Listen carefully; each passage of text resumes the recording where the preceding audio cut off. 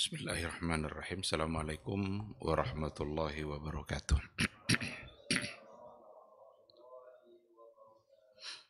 Innal hamdalillah nahmaduhu wa nasta'inuhu wa nastaghfiruh wa na'udzu billahi min syururi anfusina wa min sayyiati a'malina. May yahdihillahu fala mudhillalah wa may yudlilhu fala hadiyalah. Asyhadu an la ilaha illallah wahdahu la syarikalah wa asyhadu anna Muhammadan abduhu wa rasuluhu la nabiyya ba'dah. Ikhwati fillah, ma'asyiral hadirin wal hadirat, kaum muslimin dan muslimat yang dimuliakan Allah. Kembali kita bersyukur pada Allah Subhanahu wa taala. Alhamdulillah, pagi yang penuh berkah ini kita kembali dimudahkan oleh Allah Subhanahu wa taala untuk melangkahkan kaki kita ke rumahnya yang mulia ini. Mudah-mudahan setiap langkah kaki kita bisa menghapuskan dosa dan bisa mengangkat derajat dan kemuliaan kita di sisi Allah Subhanahu wa taala.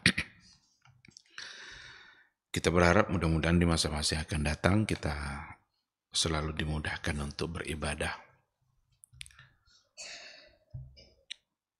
Sama-sama kita berselawat dan bersalam untuk Rasul kita yang mulia, Nabi Muhammad sallallahu alaihi wasallam. Allahumma salli ala Muhammad wa ala ali Muhammad. Mudah-mudahan kita semakin taat, semakin mencintai dan semakin merindukan beliau. Ditandai dengan kecintaan kita terhadap sunnah yang telah beliau ajarkan. Tidak ada jalan selamat dalam kehidupan ini kecuali ketika kita mengikuti apa yang sudah digariskan oleh Rasulullah Sallallahu Alaihi Wasallam. Kalau seandainya kita mencoba untuk mencari jalan selain jalan itu, maka pasti akan berujung pada kesesatan, kekeliruan. Harus kembali ke belakang. Kita berharap mudah-mudahan di hari mahsyar nanti kita bisa mendapatkan syafaat dan pertolongan dari beliau atas izin Allah Subhanahu wa taala. Amin amin ya rabbal alamin. Ikhwati fillah, ma'asyiral hadirin wal hadirat, rahimani Allahu wa iyyakum. Kembali pada pagi hari ini kita melanjutkan kajian akidah melalui sebuah buku Syarhu Al-Qawaidil Arba'. Al-Qawaidul Arba' ditulis oleh Syekh Muhammad ibn Abdul Wahhab rahimahullah, sedangkan syarah yang ada sama saya ini ditulis oleh Syekh Abdul Razak ibn Abdul Muhsin Al-Badar hafizahullah. Kemarin kita sudah mulai dari sisi mukaddimahnya dan juga kita sudah baca paragraf yang pertama yang ada pada buku Al-Qawaidul Arba'. Sekarang akan kita berikan penjelasannya.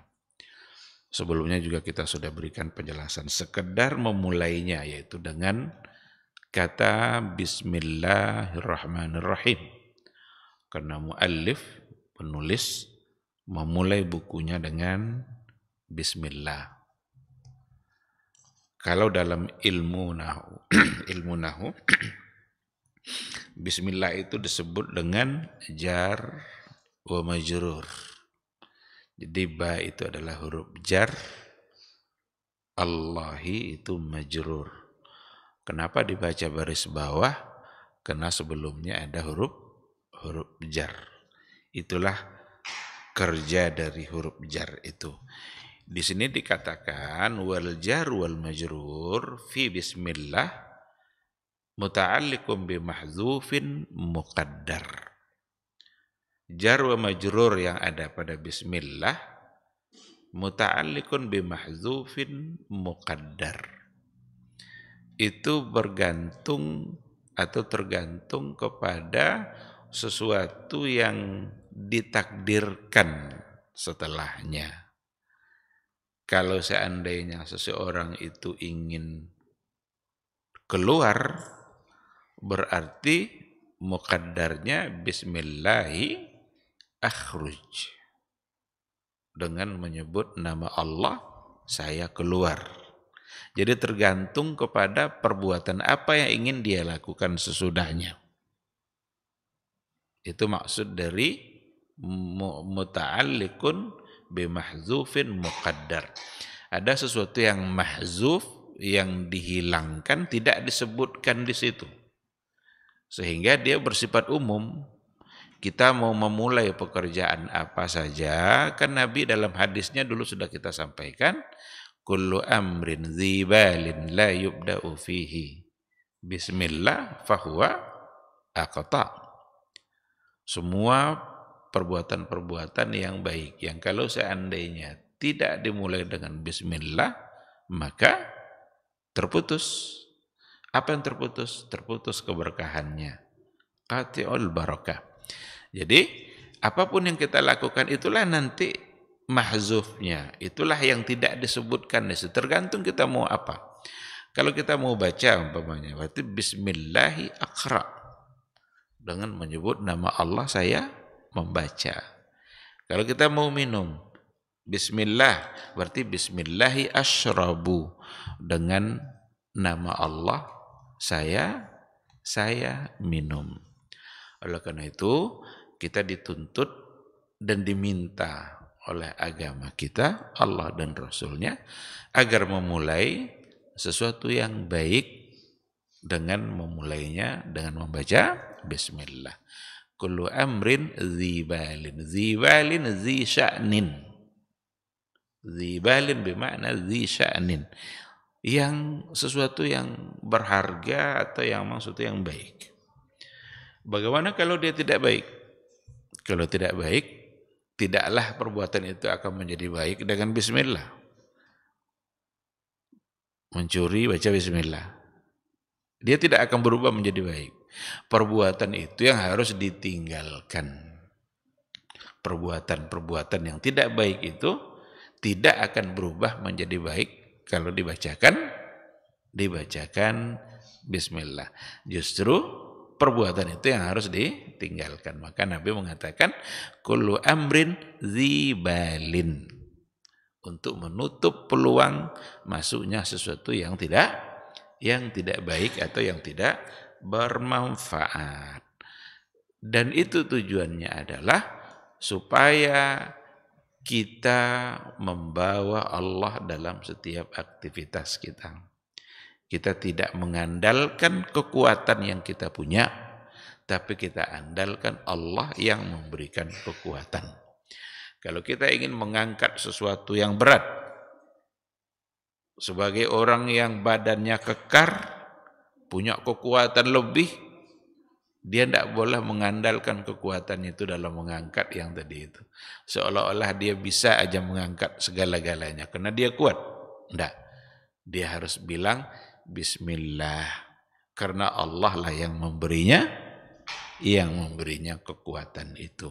Sehingga dengan dia melakukan satu perbuatan, maka akan diikutkan oleh keberkahan dalam setiap perbuatan yang dia lakukan. Begitu seterusnya, apapun.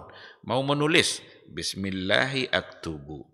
Dengan nama Allah saya menulis. Duduk di majelis ilmu, bismillahi ajlis. Dengan nama Allah saya duduk di majelis ilmu. Sehingga Allah akan turunkan dan berikan keberkahan dalam setiap perbuatan yang kita lakukan. Baik. Wa qad ijtama'at fi bismillahirrahmanirrahim salasu asma'i husna lillahi ta'ala. Sungguh terkumpul pada ungkapan bismillahirrahmanirrahim salasu asma'i husna lillah. 3 nama-nama mulia Allah Subhanahu wa taala. Jadi pada Bismillahirrahmanirrahim, kenapa benar-benar mendatangkan keberkahan? Karena di situ terkumpul 3 nama mulia Allah. Nama-nama mulia Allah berapa? 99. Asmaul Husna. Al-Asmaul Husna itu jumlahnya 99. Dalam hadis Rasulullah sallallahu alaihi wasallam dikatakan bahwa sesungguhnya Allah itu memiliki nama-nama baik 99. Mi'atun illa wahidah. 100 kurang 1.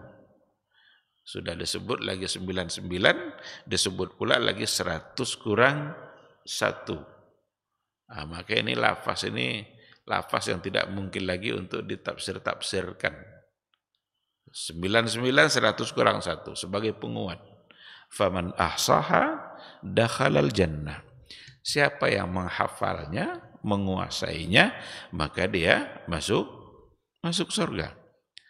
3 darinya ada pada Bismillahirrahmanirrahim. Apa yang 3 itu? Al-awwal, yang pertama sekali, ismuhu ta'ala Allah. Jadi yang pertama sekali adalah lafzul jalalah, al-ismul a'zam. Nama Allah yang paling agung, yang paling mulia. Dari semua nama yang ada adalah Allah. Wa ma'nahu kama qala Ibnu Abbas, arti atau makna dari lafaz Allah itu sebagaimana yang dikatakan oleh Ibnu Abbas adalah Dzul uluhiyah wal ma'budiyah ala khalqihi ajma'in. Dzul uluhiyah, sahibul uluhiyah.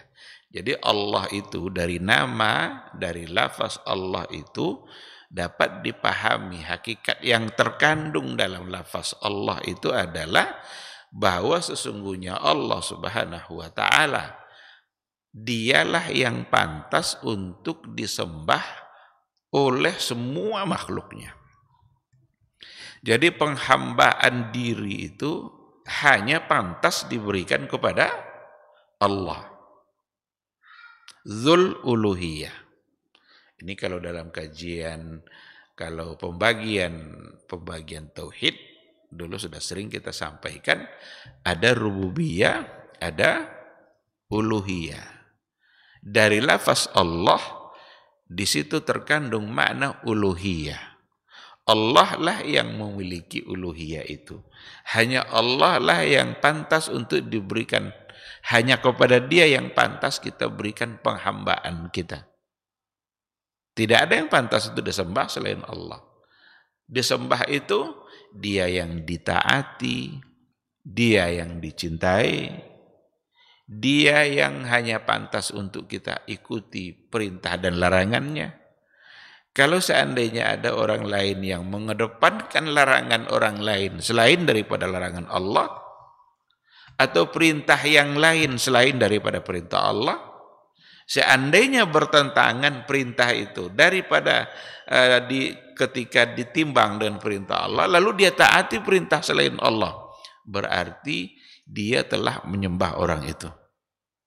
Tidak lagi dia menyembah Allah Subhanahu wa ta'ala. Nah, jadi Ibnu Abbas memberikan penjelasan tentang lafaz Allah, makna kandungan yang terkandung dalamnya, itu maksudnya adalah Dzul uluhiyah wal ma'budiyah. Maka nama Allah Subhanahu wa ta'ala yadullu ala awsafil kamal wa nu'util jalal wa awsafil azamah allati istahaqqa biha ayyu'allah wa yu'bad wa yukhda. Sesungguhnya nama Allah itu nama lafzul jalalah. Allah itu menunjukkan di dalamnya terkandung semua sifat-sifat yang mulia, sifat-sifat yang agung, yang dengan sifat-sifat mulia itu memang menunjukkan bahwa hanya Allah yang pantas untuk dituhankan, hanya Allah yang pantas untuk disembah, dan hanya Dia yang pantas untuk ditaati, wa yuzallu, dan kita hanya pantas menghinakan diri kita di hadapan Allah Subhanahu wa taala. Kalau kita ingin berdoa, maka hanya pantas kita berdoa itu kepada Allah. Karena berdoa itu, meminta-minta itu sesungguhnya adalah kita sedang menghina diri kita dan kita sedang menganggap diri kita lemah. Sehingga kita tidak boleh untuk meminta kepada selain Allah Subhanahu wa taala. Karena Dia yang kuat, Dia yang bisa memberi, Dia yang memiliki segala-galanya, maka hanya Dia yang pantas untuk tempat kita meminta. Kita mau minta apa? Kita mau minta rezeki, Dia Maha Pemberi rezeki. Kita minta sehat, Dia yang Maha Pemberi sehat. Kita minta selamat, Dia yang Maha Pemberi selamat. Kita minta diampuni, Dia yang Maha Pengampun. Kita mau sukses usaha kita, Dia yang bisa memberikan kesuksesan itu. Dan tidak ada selain Allah yang mampu untuk memberikan, sehingga mereka tidak pantas untuk dimintai kepadanya hajat-hajat kita. Nah, oleh karena itu Allah Subhanahu wa taala, kalau dari nama tadi, memang hanya Dialah yang sahibul uluhiyah, sahibul ma'budiyah. Dialah yang pantas untuk kita tunduk dan taat kepadanya tanpa membawa yang lain. Kalau begitu, apa tidak boleh kita taat kepada selain Allah?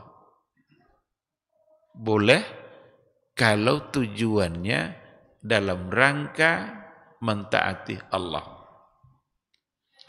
Bolehkah anak taat kepada orang tua? Agama menyuruh. Tapi dalam rangka taat kepada Allah. Bolehkah rakyat taat sama pemimpinnya? Harus, karena agama menyuruh. Tapi dalam rangka mentaati Allah. Apakah istri dituntut untuk taat pada suami? Iya, tapi dalam rangka mentaati Allah Subhanahu wa taala. Kalau seandainya seorang ayah mengajak anaknya untuk berbuat maksiat, apakah sang anak harus taat? Tidak lagi, karena tidak untuk mentaati Allah Subhanahu wa taala. Kalau seandainya seorang suami mengajak istrinya untuk melakukan sesuatu mendurhakai Allah, apakah harus taat? Tidak, karena tidak lagi dalam rangka mentaati Allah. Ini maksudnya. Jadi hanya Dia yang pantas untuk ditaati, aturan-aturan yang harus kita ikuti, apapun seandainya sejalan dengan aturan-aturan dan perintah Allah, maka mentaatinya akan menjadi ibadah. Seorang anak akan dianggap sebagai anak yang berbakti kalau seandainya dia mengikuti aturan ajakan-ajakan orang tuanya yang tujuannya adalah untuk mentaati Allah Subhanahu wa taala. Jadi ikhwati fillah, begitulah seterusnya. Wa annal wajiba 'alal 'abdi ay yakuna dzalilan li rabbih khadi'an li janabih munkasiran baina yadayhi qa'iman bi amrihi jalla wa 'ala muhaqqiqan al-'ubudiyyah allati khuliqa li ajliha wa ujida li tahqiqiha. Maka wajiblah bagi seorang hamba itu untuk dzalilan li rabbih. Itu merasa hina dan menghinakan dirinya kepada Rabb-nya. Tidak boleh kita menghinakan diri kita kepada selain Rabb, selain pada Allah Subhanahu wa taala. Sujud itu itu saat dimana kita meletakkan kening kita. Ini yang paling berharga, kita anggap ini yang paling berharga dari semua tubuh kita. Kita letakkan pada tempat yang lebih rendah dari telapak kaki kita sendiri saat sujud. Maka kita sedang menghina diri kita. Yang paling berharga diletakkan di tempat yang lebih rendah dari telapak kaki. Tapi itu menjadi sebuah ibadah karena kita berikan kepada Allah Subhanahu wa taala. Maka tidak boleh sujud kepada selain Allah. Boleh sujud kepada manusia? Tidak. Kalaulah boleh sujud kepada manusia, kata Rasul, akan saya perintahkan istri itu sujud kepada suaminya. Tapi tidak boleh. Bolehkah sujud kepada orang-orang mulia yang ada dalam kuburan? Tidak boleh. Semulia apapun dia, tidak boleh sujud kepadanya. Karena sujud itu hanya kepada Allah Subhanahu wa taala.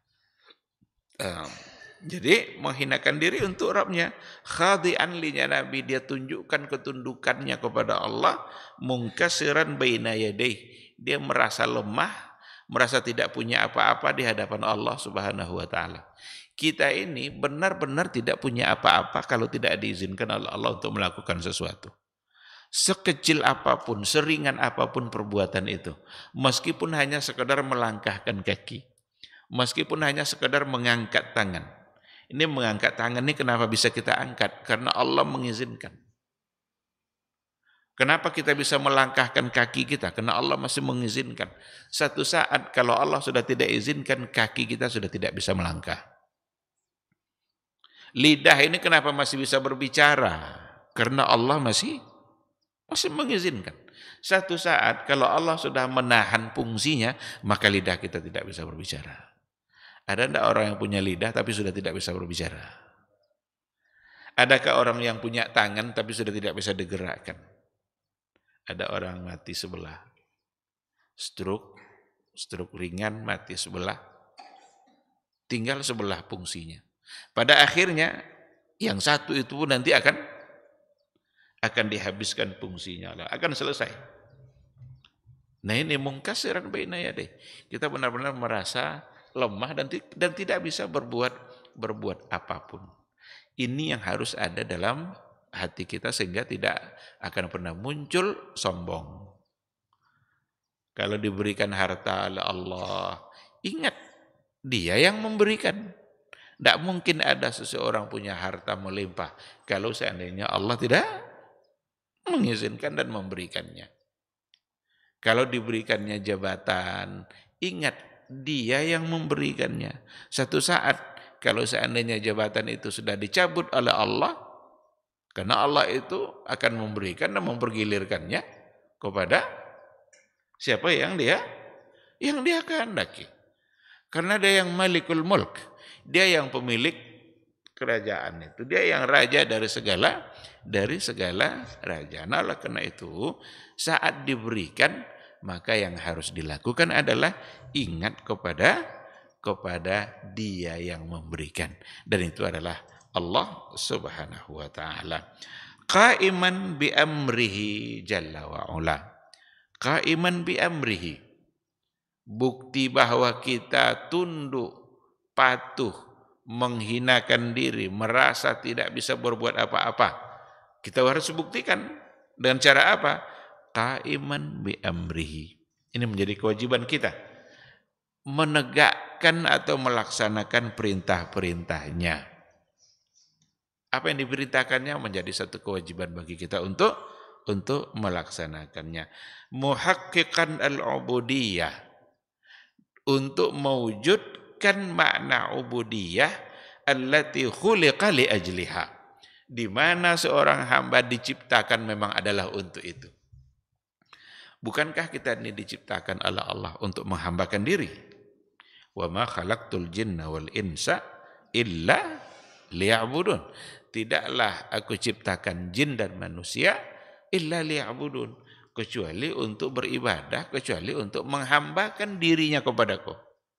Maka untuk menghambakan itu, untuk membuktikan penghambaan itu, disitulah perlu mentaati dan melaksanakan semua perintah-perintahnya yang memang untuk itu dia diciptakan, wa ujida litahqiqiha, dan dia diadakan memang untuk mewujudkan makna itu. Jadi begitulah makna yang terkandung di dalam lafaz Allah sebagai lafzul jalalah.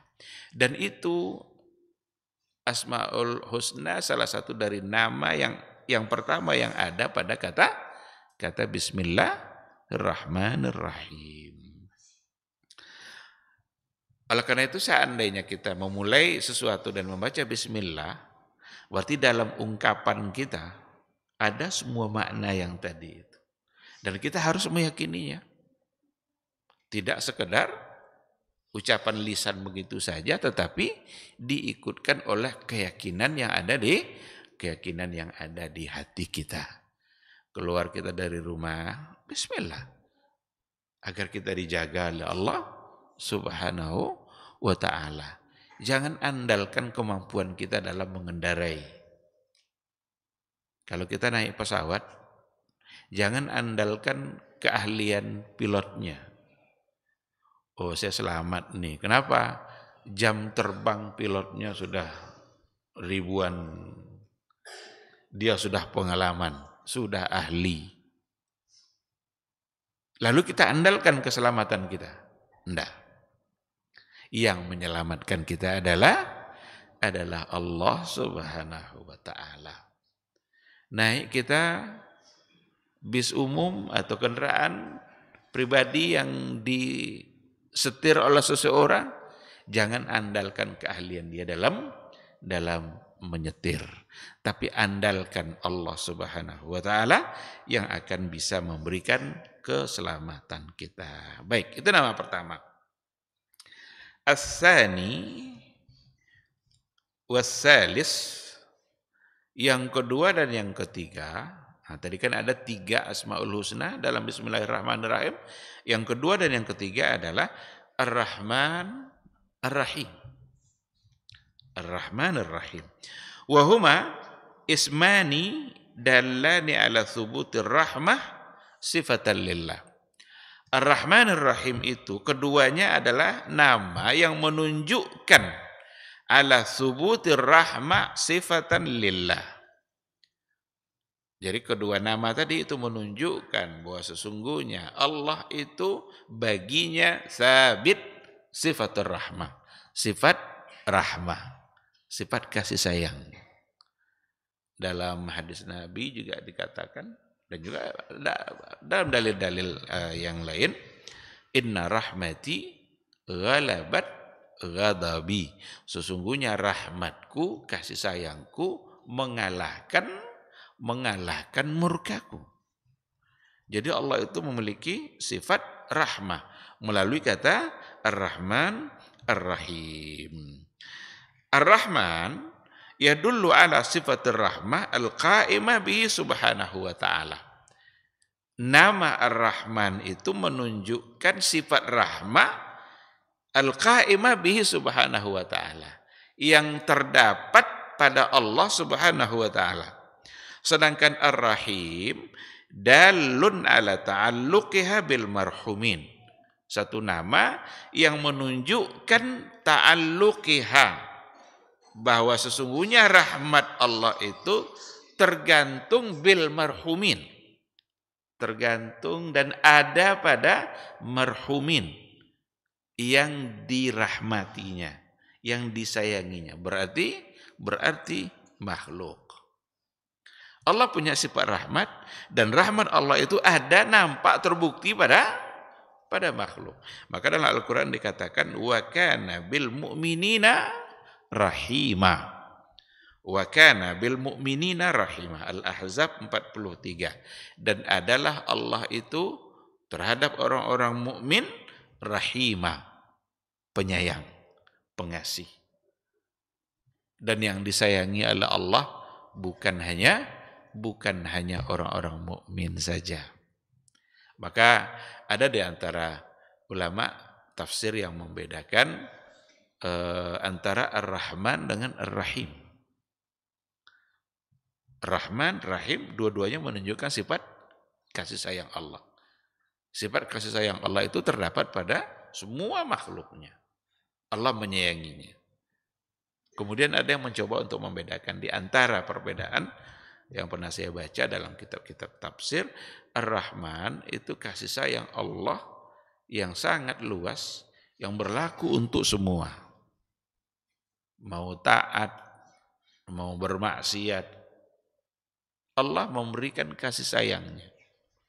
Apakah udara segar yang datang dari Allah itu hanya untuk orang-orang beriman saja? Tidak. Bangun pagi orang merasa segar. Bahkan udara subuh itu udara yang paling segar. Siapa yang bisa menikmatinya? Makhluk Allah.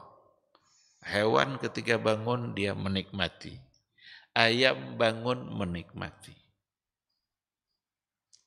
Ada seorang syekh ditanya, kenapa udara subuh itu segar? Apa jawabannya? Karena belum bercampur dengan nafas orang-orang munafik. Jadi kenapa subuh itu udaranya segar? Karena belum bercampur dengan nafasnya orang-orang munafik. Karena orang munafik tidak bangun dia di waktu subuh.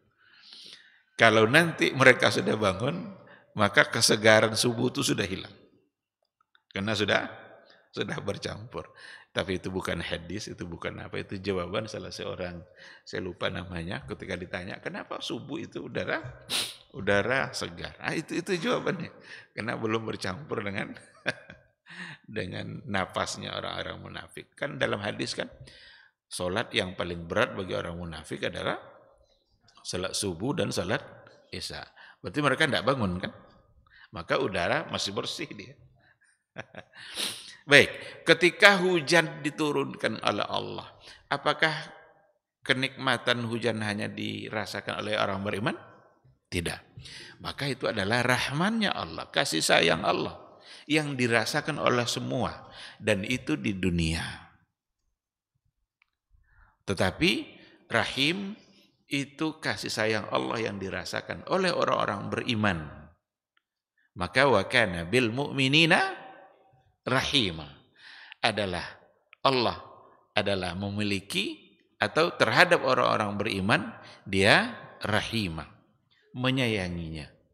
Ada hal-hal yang didapatkan oleh orang-orang yang beriman tapi tidak didapatkan oleh orang-orang yang tidak beriman. Ada kasih sayang Allah yang khusus untuk orang-orang beriman. Apalagi nanti di akhirat kelak.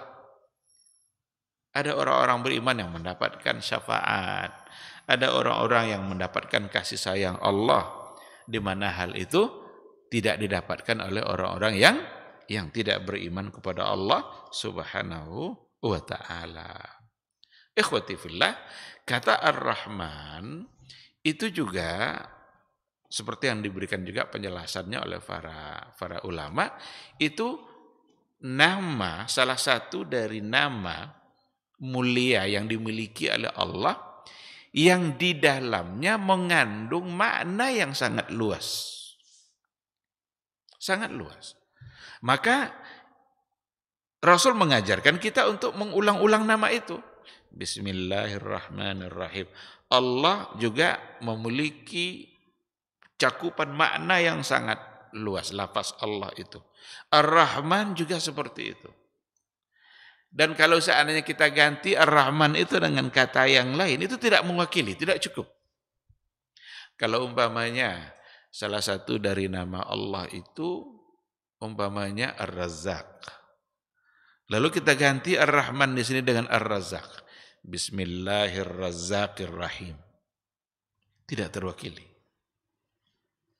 Kalau kita mau minta taubat umpamanya, bertaubat, salah satu dari nama Allah Tawwab. Kita ganti pula Bismillahirrahmanirrahim. Enggak juga terwakili, enggak cukup. Tapi ketika disebut Ar-Rahman, masuklah semua makna yang ada pada nama tadi pada kata Ar-Rahman. Masuk di dalamnya pemberi rezeki, Bukankah rezeki itu bagian dari sayangnya Allah?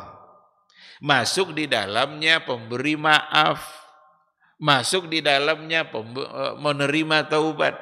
Itu semua bagian dari rahmannya Allah. Dia memberi rezeki, menerima taubat, dia mengampuni, memberikan keselamatan. Dia yang menghidupkan kita. Dia yang menyelamatkan kita. Semua masuk dalam kata Ar-Rahman. Begitulah luasnya.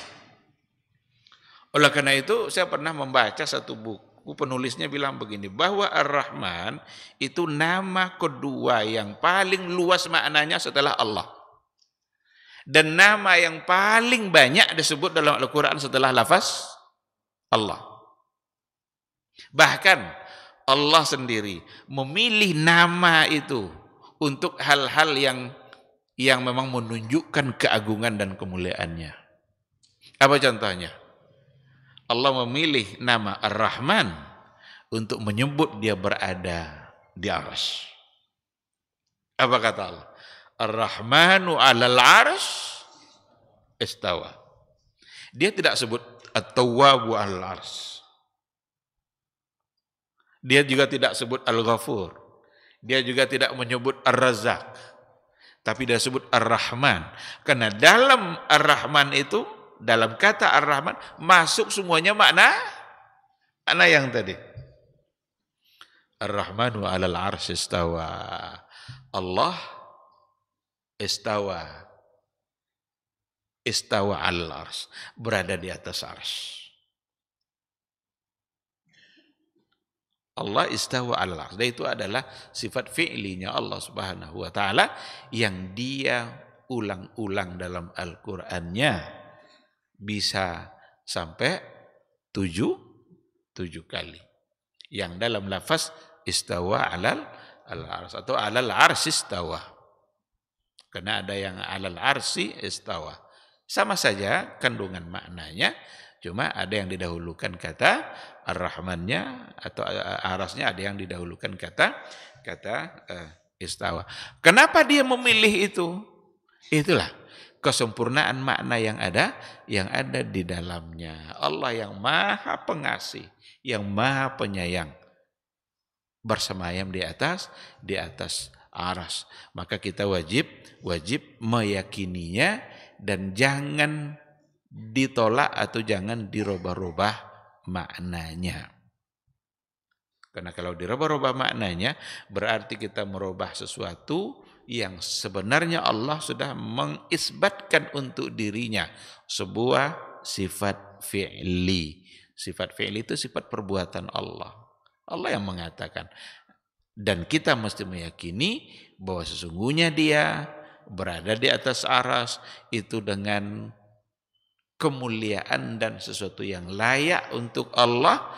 Tidak boleh kita menyamakan dan menyerupakannya dengan makhluk manapun. Laisa kamitslihi syai'un wa huwas samiul basir. Jadi itu makna yang terkandung di dalam Bismillahirrahmanirrahim. Ikhwati fillah. Setelah beliau memulainya dengan Bismillah, penulis berdoa, dan doanya adalah As'alullahal karim Rabbal arsyil azim ayyatawallaka fid dunya wal akhirah. Kemarin kita sampaikan ada 3 doa yang mengawali buku itu. Doa dari penulis untuk semua yang membaca. Yang pertama, As'alullahal karim Rabbal arsyil azim ayyatawallaka fid dunya wal akhirah. Aku memohon kepada Allah Al-Karim yang maha mulia, Rabbal arsyil azim, Rabbnya arasy yang agung. Jadi Allah di sini menyebut rububiyahnya dan membawa arasy al-azim. Rabbal arsyil azim, dia menyandarkan dirinya kepada aras. Artinya Rabbal aras, bahwa Allah itu adalah Rabbnya aras. Itu biasanya menunjukkan kemuliaan. Kalau Nabi menyebut Rabbul Ka'bah umpamanya. Robnya Ka'bah. Itu menunjukkan kemuliaan Ka'bah. Bahwa sesungguhnya Ka'bah itu Robnya adalah Allah. Rabbul Arsyil Azim. Robnya Arsy yang maha besar, maha agung. Karena memang nanti akan ada penjelasannya bahwa Arsy itu adalah makhluk yang paling besar, yang paling indah, paling berat semua. Maka dalam doa kita kan ada kan wazinata arsy wa midada kalimati. Kenapa wazinata arsy? Beratnya ars. Subhanallah wa bihamdi adada khalqih wa ridha nafsi wa zinata arsy. Jadi maha suci Allah, kita mensucikannya, mengagungkannya. Dan ketika dikatakan wa zinata arsy, timbangannya arsy, beratnya arsy. Karena memang dia yang paling berat dari semua makhluk yang ada. Dan itu tidak mungkin untuk bisa kita bayangkan. Baik. Kata Al-Karim, as'alullah al-Karim. Aku memohon kepada Allah al-Karim, yang maha mulia. Ismun min asma'illah. Itu nama dari nama-nama Allah yang mulia. Oleh karena itu memang perlu kita untuk mengulang-ulang terus sambil meyakini makna yang ada di dalamnya. Nama-nama mulia yang dimiliki oleh Allah Subhanahu wa taala, dan hanya Dia yang memiliki kemuliaan seperti itu. Substansinya, hakikatnya. Kalaupun ada orang lain yang namanya Karim mungkin, tetapi itu hanya sekedar lafaznya saja, bukan substansinya. Atau ada orang namanya Rahman. Ada enggak orang namanya Rahman? Ada. Tapi itu hanya sekedar nama dan lafaznya saja, bukan substansinya. Umpamanya ada orang namanya Rahmat Rahim. Sudah Rahmat Rahim, tergabung dua-duanya. Tapi itu hanya sekedar lafaznya saja, bukanlah substansinya. Ketika ada Karim, orang beri nama, itu hanya sekedar lafaz. Tapi kalau untuk Allah, itu adalah ismun min asma'illah. Wa huwa dallun ala sifatil karam. Dallun ala sifatil karam. Nama itu menunjukkan sifat karam. Karam itu mulia. Dia punya dua makna, ada makna mulia, ada makna dermawan. Makna dermawan, pemurah, karam. Kalau rajulun karim, beliau seorang yang pemurah atau seorang yang mulia. Itu maknanya. Dan di dalam nama ini juga menunjukkan ijtima'a sifatil khair, berkumpulnya nama-nama baik, wa kawamil sifat-sifat yang sempurna, wa jawami'in nu'ud, berbagai hal sifat-sifat yang baik itu bisa masuk ke dalam kata al-karam, mulia. Kenapa dia mulia? Dia adalah orang yang suka memberi. Orang suka memberi akan menjadi orang yang mulia. Kenapa dia mulia? Karena dia suka memaafkan. Kenapa mulia? Karena dia suka untuk berbagai macam hal yang baik yang dimiliki oleh Allah Subhanahu wa taala. Sehingga pantaslah untuk disebut sebagai orang yang mulia. Coba kalau seseorang yang kita hukumkan dia mulia, apa kira-kira yang ada pada dia? Apa hanya ada satu sifat saja yang menyebabkan seseorang jadi mulia? Tidak. Bukan hanya karena satu sifat saja. Dia bisa mulia karena ini, bisa mulia karena itu, mulia di mata kita. Sementara Allah Subhanahu wa taala memang adalah yang maha mulia, dan kemuliaan itu disebabkan oleh terhimpun pada dirinya berbagai sifat-sifat yang baik. Rabbul Arsyil Azim atau Rabbal Arsyil Azim disebutkan di sini rububiyat Allah. Kata Rabb itu mengandung makna rububiyah. Dan rububiyah itu adalah al-mulku wal khalqu wat tasarrufu wat tadbiru li hazihil kainat. Dia yang memiliki, dia yang menciptakan, dia yang mengatur hazihil kainat. Semua makhluk yang ada ini dia yang memiliki, dia pula yang mengaturnya sesuai atas kehendak Allah Subhanahu wa taala. Termasuklah di antaranya Arsyil Azim, aras yang mulia. Wa khassahuna dzikra rububiyatillah lil arsy li'annahu a'zamul makhluqat wa akbaruha. Disebutkan di sini Rabbal Arsyil Azim, disebutkan aras di sini karena sesungguhnya aras itu adalah a'zamul makhluqat wa akbaruha. Makhluk yang paling mulia dan paling besar. Tidak ada yang lebih besar daripada aras dari semua makhluk yang ada. Maka di sini disebutkan Rabbal Arsyil Azim. Baik ikhwati fillah, Rasulullah Sallallahu Alaihi Wasallam juga dalam zikir-zikirnya, di antara zikir-zikir Rasulullah Sallallahu Alaihi Wasallam itu menyebut rububiyah Allah itu yang hubungannya dengan aras. Karena itu menunjukkan keagungan dan kemuliaannya. Seperti zikir Rasulullah Sallallahu Alaihi Wasallam indal kurbi. Indal kurbi itu maksudnya pada saat dia menghadapi sesuatu yang agak sulit, keadaannya agak sulit, maka Nabi ucapannya la ilaha illallahul azimil halim, la ilaha illallahu rabbul arsyil azim, la ilaha illallahu rabbus samawati wa rabbul ardi wa rabbul arsyil karim. Ada di situ diulang-ulang Rabbul Arsy.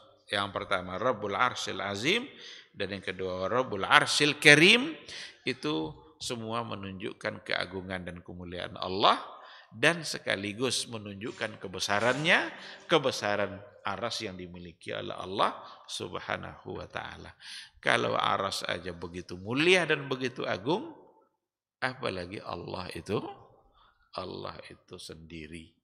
Maka tidak mungkin kita untuk membayang-bayangkan sebagaimana seperti apa Allah Subhanahu wa taala.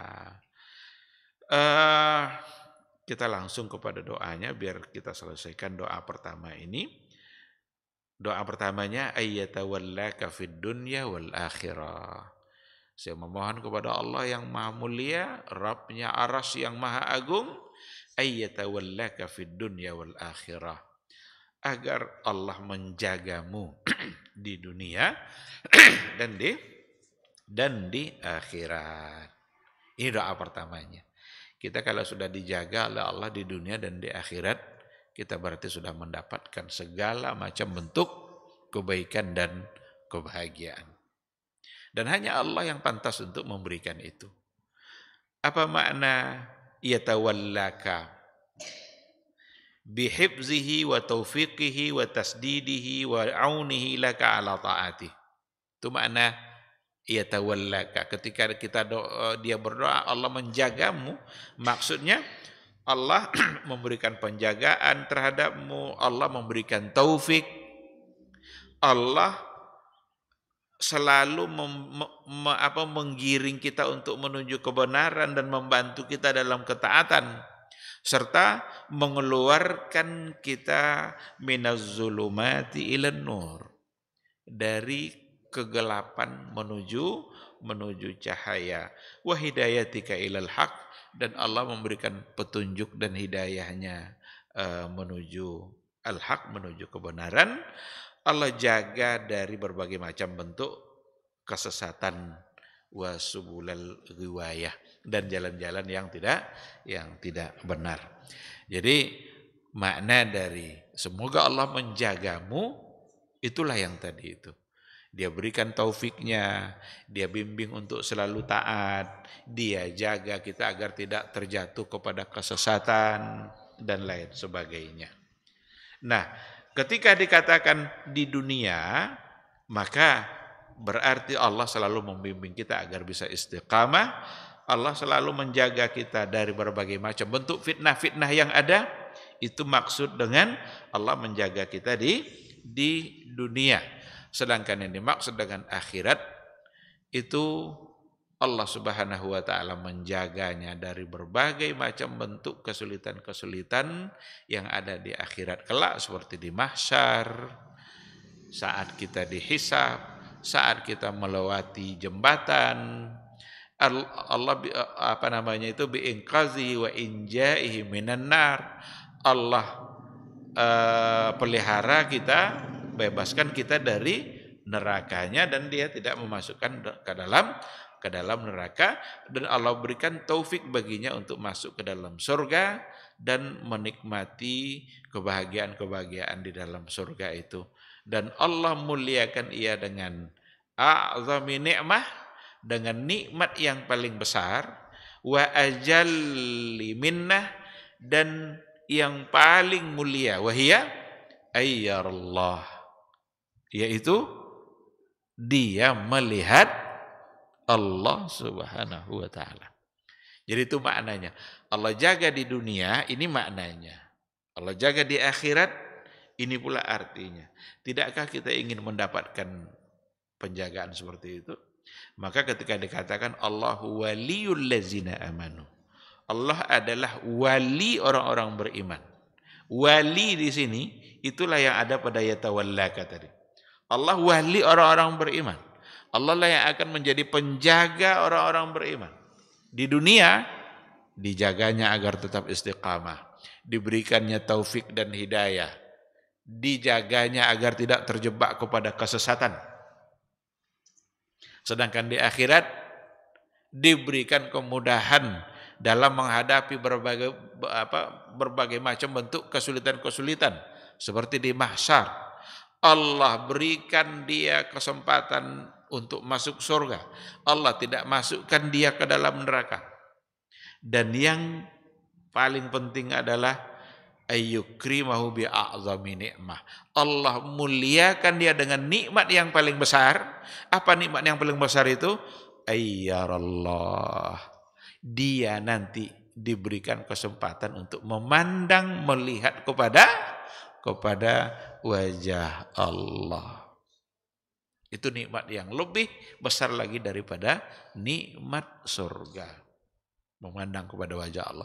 Maka Rasulullah sallallahu alaihi wasallam, seperti yang sudah sering kita ulang-ulang juga, dia berdoa kepada Allah, ya Allah, berikan saya kesempatan nanti untuk menikmati, memandang kepada wajahmu yang mulia. Itulah yang diajarkan oleh Rasul, itulah akidah yang benar. Jadi bukan dengan merubah-rubah makna wajah, apalagi menolak bahwa Allah tidak punya wajah.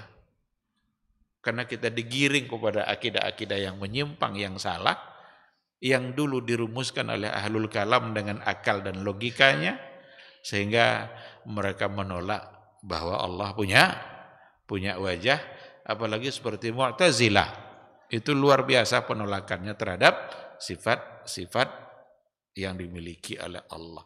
Padahal semua itu wajib diyakini sesuai dengan kemuliaan Allah, dengan tidak menyamakan dan menyerupakan.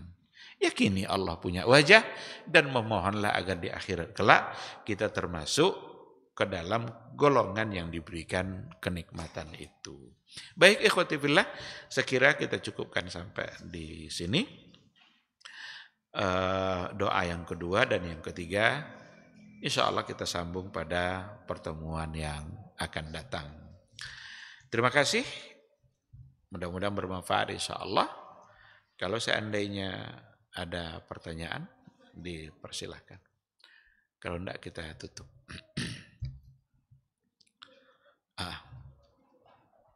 Fadhal.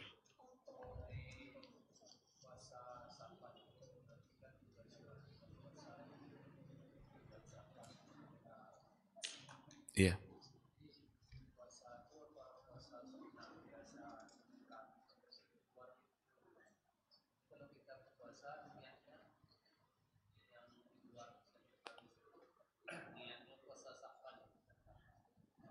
Iya. Iya. Berdasarkan kepada hadis dari Aisyah Ummul Mukminin, beliau mengatakan, saya tidak pernah melihat Rasulullah Sallallahu Alaihi Wasallam memperbanyak puasa selain atau melebihi dari bulan Sya'ban. Berarti Aisyah Ummul Mukminin dari riwayat ini menceritakan bahwa bulan Sya'ban adalah bulan di mana Nabi kita paling banyak melakukan puasa.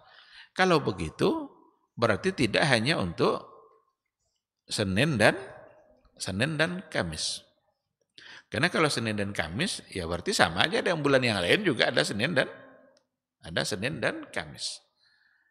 Tetapi diberikan juga penjelasannya oleh para ulama, khususnya pada separuh pertama. Kalau pada separuh terakhir itu sudah mulai dikurangi, bahkan pada sehari atau 2 hari terakhir malah menjadi terlarang. Nah, oleh karena itu, boleh bagi kita untuk memperbanyak puasa dengan niat puasa sunnah di bulan Sya'ban, karena Nabi memang paling banyak melakukan puasa sunnah ada pada bulan Sya'ban. Boleh insyaallah. Wallahu subhanahu wa ta'ala a'lam. Ada lagi? Baik, kalau tidak ada saya kira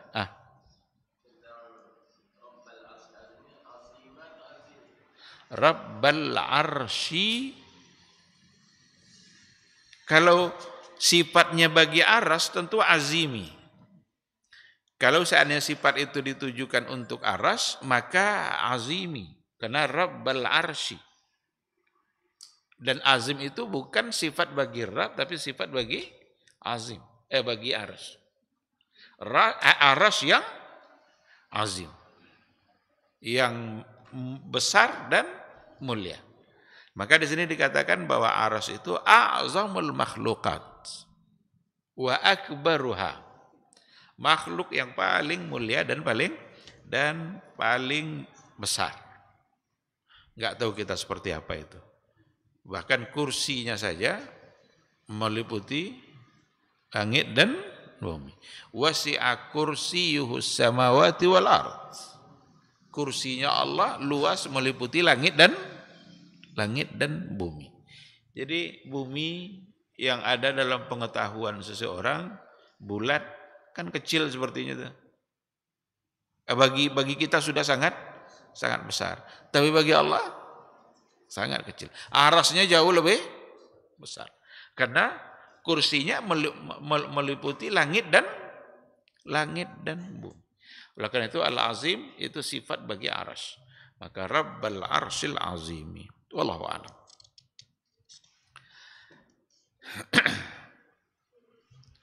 Baik, kalau tidak ada kita cukupkan sampai di sini. Mudah-mudahan apa yang kita bicarakan menjadi ilmu bagi kita. Semoga kita selalu diberikan taufik dan inayah oleh Allah Subhanahu wa taala dan selalu dibantunya untuk taat kepadanya dan taat kepada Rasulnya sampai akhir hayat nanti. Terima kasih. Subhanakallahumma bihamdika asyhadu an la ilaha illa anta astaghfiruka wa atubu ilaik. Assalamualaikum warahmatullahi wabarakatuh.